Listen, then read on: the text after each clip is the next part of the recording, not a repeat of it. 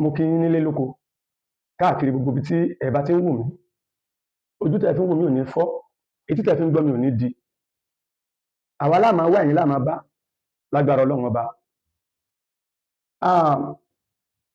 Fídíò yìí mo ṣe nítorí èèyàn méjì. Àkọ́kọ́, bàbá Lọ́baníkà, bàbá Taofik Lọ́baníkà àti ọ̀gbẹ́ni ọmọ Ègùn Ridwan. Mo ṣe fídíò yìí nítorí àwọn méjèèjì. Mo ṣe láti fi yànnàná àwọn nǹkan kọ̀ọ̀kan tó sápamọ́ kápọ̀lọpọ̀ ò rí, àwọn ìwà kọ̀ọ̀kan tó sápamọ́ nínú iṣẹ́ àwọn méjèèjì yẹn sí ọ̀pọ̀lọpọ̀ tí wọn ò rí, tí ó hàn sí ọ̀pọ̀lọpọ̀. Àkọ́kọ́ lórí ọ̀rọ̀ bàbá Taofik Lọ́baníkà. Tí a bá gbàgbé, a rí pé bóyá bí ọ̀sẹ̀ bíi méjì sẹ́yìn, Rẹ̀fẹ̀níyì Adébáyọ̀ wọ́n pe peace meeting láàrin gbogbo àwọn bloggers tó wà nílùú Ògbómọ̀ṣọ́.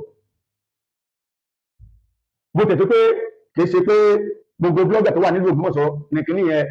ló gbèrú àbí náà attend, ṣùgbọ́n àwọn lẹ́kànlẹ́kàn nínú àwọn bloggers wọ́n attend ẹ̀ ní ìlú Ògbómọ̀ṣọ́ ní gbọ̀ngàn ICT center tí Rẹ̀fẹ̀níyì ṣẹ̀ṣẹ̀ dá sílẹ̀. Wọ́n dẹ̀ sọ̀rọ̀ yẹn, wọ́n jẹ́ kó ń kálukú mọ disadvantages tó wà nínú ká máa búra wa nílùú Ògbómọ̀ṣọ́. Wọ́n jẹ́ ká mọ disadvantage ló pọ̀ jù. Látàgbà tán dẹ̀ parí meeting, ó ń kálukú dẹ̀ jáde. Nínú àwọn tán jáde tán sọ̀rọ̀ taari lẹ́yìn meeting tán ṣe. Àmọ̀tẹ́kùn Oòduà sọ̀rọ̀ lẹ́yìn meeting tán ṣe. Bùkọ́lá ọmọ Ògbómọ̀ṣọ́ sọ̀rọ̀, Meridi sọ̀rọ̀, Mr. Fẹ́mi wọ́n sọ̀rọ̀, Karo Wianko àti bẹ́ẹ̀ bẹ́ẹ̀ lọ. Then ọ̀rọ̀ kò tó pọ̀, òun náà sọ̀rọ̀. Inú ọ̀rọ̀ tí gbogbo wọn sọ, ó fi hàn wípé kò sógun mọ́, kò sọ́tẹ̀ mọ́. Wípé ìrẹ́pọ̀ tó wá dé sí Ògbómọ̀ṣọ́ láàrin àwọn bloggers. Torí wípé tí a bá gbàgbé, ẹ rí wípé gbogbo àwọn program, gbogbo àwọn videos tí ọ̀pọ̀lọpọ̀ bloggers ń ṣe láàrin nílùú Ògbómọ̀ṣọ́, gbogbo ọ̀pọ̀lọpọ̀ videos tí àwọn bloggers ń ṣe nílùú Ògbómọ̀ṣọ́, àfi ń ta ẹ̀rẹ̀ bá wọn aṣíwájú wa tó pọ̀. This is one of the reasons tí Rẹ̀fẹ̀níyì Adébáyọ̀ rí tí wọ́n fi pe ìpàdé yẹn. Nínú ìpàdé yẹn tí a bá gbàgbé, ẹ rí pé Rẹ̀fẹ̀n Peter àwọn náà attend meeting yẹn, tí wọ́n jẹ́ agbẹnusọ bàbá wa ọlọ́lá jùlọ, bàbá wa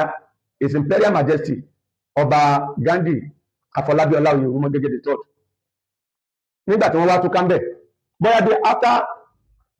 2 or 3 days tí wọ́n ṣe meeting yẹn, bàbá Lọ́baníkà jáde, wọ́n bẹ̀rẹ̀ sí ní insult Rẹ̀fẹ̀n Peter. Peter ìṣẹ́yàn rẹ̀, Rẹ̀fẹ̀n Peter ìṣẹ́yàn gidi, inú ìgbìmọ̀ ìṣẹ́yàn dáadáa, wọ́n ìṣẹ́ni tẹ́yàn máa ń súnmọ́. Rẹ̀fẹ̀n Peter wọ́n block àwọn mùsùlùmí, wọn ò jẹ́ kí wọ́n ní access sínú àfimọ́, wọn ò jẹ́ kí wọ́n ní access sínú àfimọ́. Wọ́n sọ lọ́wájú, wọ́n sọ lọ sẹ́yìn. Fẹ́ẹ̀dẹ̀mọ̀, gbogbo àwọn tí a bá ń tẹ̀lé gbogbo àwọn fídíò sí bàbá Lọ́baníkà máa ṣe ní ìlú Ògbómọ̀ṣọ́,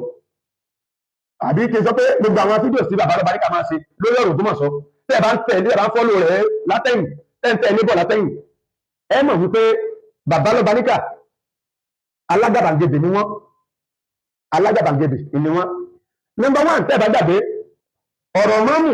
ní ẹkọ́kọ́ mú sẹ́nu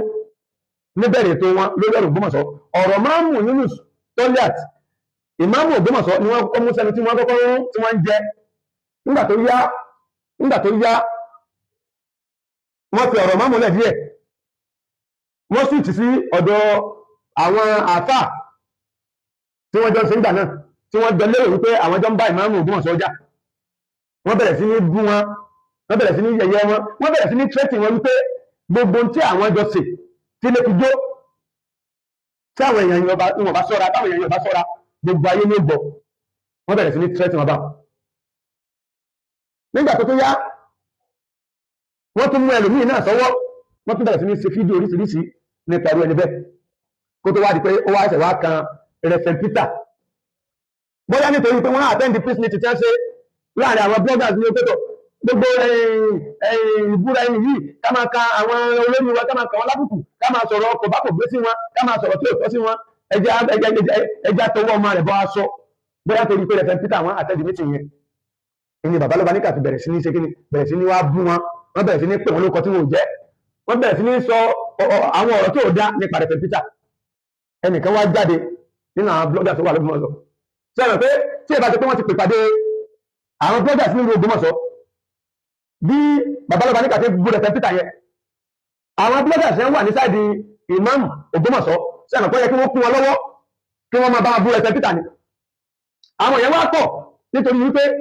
wọ́n ti ṣèpàdé àlàáfíà wọ́n ti rí pé àlàáfíà ti wà wọ́n wá pọ̀ wọn ò wá kún bàbá lọ́ba níkà lọ́wọ́ láti máa bá wọn bú Reverend Peter torí wípé wọ́n ti mọ irú èyí tí bàbá lọ́ba níkà jẹ́ ìwọ kan tẹ́ wá sọ wípé tọ̀ èyí sọmọ Ọ̀yọ́ state gángan dèkòdé wò fọwọ́jọ ma ìlú kan nínú Ọ̀yọ́ state èyí sọmọ Ọ̀yọ́ state èyí sọmọ Ògbómọ̀ṣọ́ bàbá rẹ̀ sọmọ Ògbómọ̀ṣọ́ màmá rẹ̀ sọmọ Ògbómọ̀ṣọ́ iṣẹ́ ajé lọ wá sí ìlú Ògbómọ̀ṣọ́ tó wá sí omi àlàáfíà tó tún wà ń tòrò nílùú Ògbómọ̀ṣọ́ tó tó fẹ́ rú ó bẹ̀rẹ̀ sí ní sọ̀rọ̀ pé ẹni tó bá pé bàbá blogger tó sọ̀rọ̀ nípa bàbá lọ́ba nípa yẹn tó pé bàbá rẹ̀ ní tó lè máa sọ̀rọ̀ bá ń sí wọn ṣé ìwọ ìbéèrè tí mo fẹ́ bi wọlé rè ni pé ṣé o gbàdúrà wípé kí bàbá lọ́ba níkà bàbá Taofik lọ́ba níkà tó jẹ́ bàbá rẹ̀ tó bá wá gbàdúrà pé kí wọ́n jẹ́ bàbá rẹ̀ ṣé o gbàdúrà wípé bí wọ́n ṣe ń hùwà láàrin ìlú yẹn ṣé o gbàdúrà kí bàbá rẹ̀ máa hùwà bẹ́ẹ̀ tó bá bá gbàdúrà bẹ́ẹ̀ nítorí wá wọ̀ lẹ́yìn ìgbà náà máa ṣe tó bá gbàdúrà wípé kí bàbá lọ́ba níkà ò jẹ́ bàbá rẹ̀ then kí bàbá rẹ̀ máa hùwà bí bàbá lọ́ba níkà ṣe ń hùwà láàrin ìgboro Ògbómọ̀ṣọ́ yẹn ṣe fídíò kò jẹ́ kí gba yóò mà lẹ́yìn ìgbà tó bá wá ṣe fídíò yẹn tán tí gbogbo ayé bá mọ̀ tán mo wá fẹ́ kó o mọ kíní kan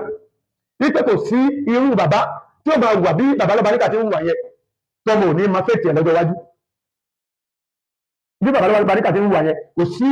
bàbá tí ó máa hùwà báwọn sọmọ ọlọ́mọ tí ọmọ náà ò ti ní máa àgùn pé in tó máa jẹ́ fètò òun lọ́jọ́ ọ̀la ni èyí ń bá lórí ọ̀rọ̀ bàbá lọ́ba níkà ó dìgbà kan náà.